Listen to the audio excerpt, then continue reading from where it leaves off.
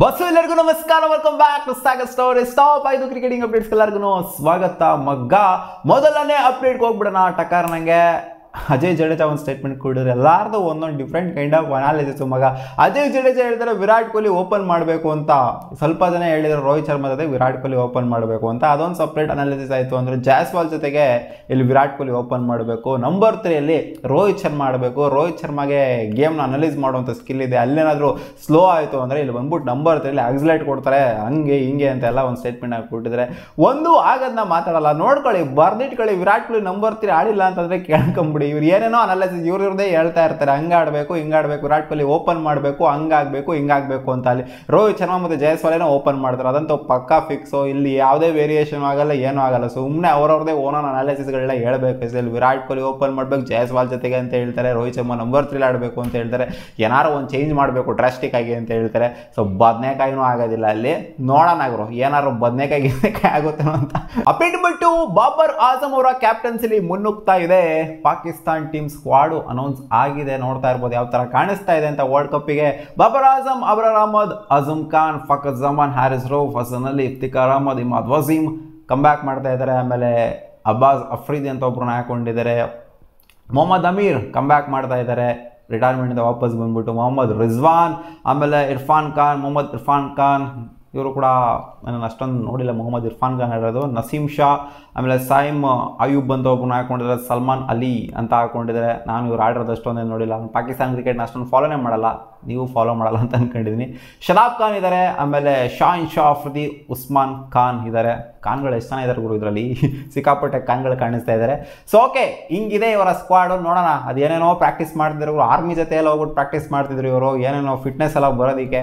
ನೋಡೋಣ ಅದೇನು ಕಿತ್ತು ಕಸಿ ಮಾಡ್ತಾರೆ ಅಂತ ಪಾಕಿಸ್ತಾನದವರು. ಅಪ್ಡೇಟ್ ಬಂದ್ರಿ ಮೊಹಮ್ಮದ್ ಕೈಫ್ ಒಂದು ಸ್ಟೇಟ್ಮೆಂಟ್ ಕೊಟ್ಟಿದ್ದಾರೆ. ನಿನ್ನೆ ಟ್ರಾವಿಸ್ ಹೆಡ್ ಅವರು ಅಂತ ಅಗ್ರೆಸಿವ್ ಇನ್ನಿಂಗ್ಸ್ ಏನು ಆಡಲಿಲ್ಲ, ಇಂಟೆಂಟು ಅಷ್ಟೊಂದೇನು ಕಾಣಿಸ್ಲಿಲ್ಲ.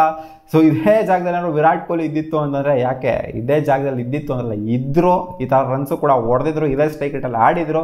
ಅವಾಗ ವಿರಾಟ್ ಕೊಹ್ಲಿಗೆ ಸ್ಟ್ರೈಕ್ ರೇಟ್ ಇಲ್ಲ, ಅದಿಲ್ಲ ಇದಿಲ್ಲ ಅಂತೆಲ್ಲ ಎಲ್ಲರೂ ಕೂಡ ಮಾತಾಡ್ಕೊಂಡಿದ್ರು. ಸೊ ಹೌದು, ಮಾತಾಡ್ಕೊಂಡಿದ್ರು. ಯಾಕಂದರೆ ಒಂದು ಸ್ಟ್ಯಾಂಡರ್ಡ್ಸ್ ರೆಪ್ಯುಟೇಷನ್ ಇಟ್ಕೊಂಡಂಥ ಪ್ಲೇಯರ್ ಒಂದು ರೇಂಜಿಗೆ ಆ ಒಂದು ಸ್ಟ್ಯಾಂಡರ್ಡ್ಸಲ್ಲಿ ಆಡಬೇಕಾಗುತ್ತೆ ಅಂತೆಲ್ಲ ಎಕ್ಸ್ಪೆಕ್ಟ್ ಮಾಡಿದರೆ, ಒಂದು ಮ್ಯಾಚ್ ಈ ಥರ ಆಗೋಗ್ಬಿಡ್ತು ಅಂತಂದರೆ ಎಲ್ಲರೂ ಖಂಡಿತ ಸ್ಟ್ರೈಕ್ ರೇಟ್ ಬಗ್ಗೆ ಮಾತಾಡ್ತಾರೆ.